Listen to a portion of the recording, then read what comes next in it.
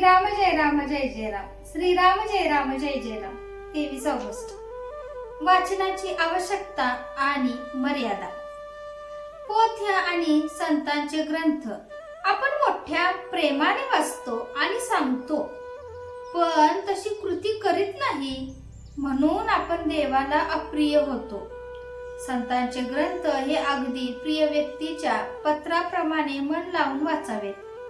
हा ग्रंथ माझ्याच करिता सांगितला आहे, तो कृतीत आणण्याकरता आहे, ही भावना ठेवून वाचन करावे. ग्रंथ लिहिणाऱ्याची तीव्र इच्छा असते, त्याप्रमाणे लोकांनी आचरण करावे. त्यावरची टीका वाचताना मूळ ग्रंथातला मतितार्थ लक्षात आणावा.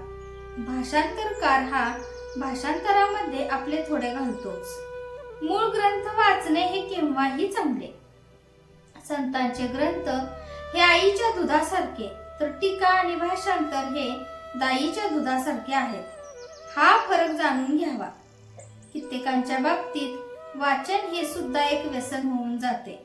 उगीच वाचित बसण्यात फायदा नाही. नुसत्या वाचनाने काही साधत नाही. जितके वाचावे तितका घोटाळा मात्र होतो. वाचावे कोणी? तर ज्याला पचवण्याची शक्ती आहे त्याने. बाकीच्या लोकांनी फार वाचू नये. त्यातही वर्तमानपत्र वाचित वेळ घालवणे म्हणजे आपण होऊन जगाला घरी बोलावणे होय. वाचनाचे मनन झाले पाहिजे. मनन झाले की ते आपल्या रक्तामध्ये मिसळते.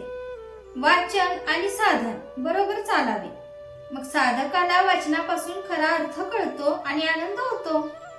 साधन आणि वाचन असले की साधक कधीही मागे पडायचा नाही. उपनिषदे, गीता, योग वसिष्ठ यासारखे वेदांतपूर्ण ग्रंथ वाचणे आणि समजावून घेणे आपल्या उपासनेला आवश्यक असते.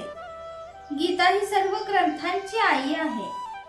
प्रवृत्ती आणि निवृत्ती, कर्मयोग आणि कर्मसन्यास यांचे एकीकरण करण्यासाठी गीता सांगितली आहे. हे लक्षात ठेवून ती वाचावी. वेदांत हा आचरणात आणल्याशिवाय त्याचा उपयोग नाही. हितकारक गोष्ट आचरणात आणलीच पाहिजे. समजा आपण एका गावाला जायला निघालो आहोत आणि मोठ्या रस्त्याने जातो आहोत. वाटेत एक माहितगार इसम भेटला आणि त्याने आपल्याला जवळची एक पायवाट दाखवली. त्या पायवाटेने आपण आपल्या गावी लवकर पोहोचतो. तसे उपासनेच्या मार्गामध्ये स्वतःचा दोष स्वतःला कळत नाही. आपले मन ताळ्यावर राहत नाही. अशा वेळी गीतेसारख्या ग्रंथाच्या वाचनाचे आपल्याला दोष आपल्याला कळतो आणि आपली चूक आपल्याला कळली तर आपण लवकर सुधारतो.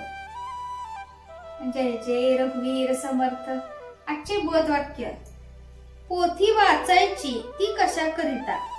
साध्य काय, साधन काय हे जाणून घेऊन त्याप्रमाणे कृती करण्यासाठी.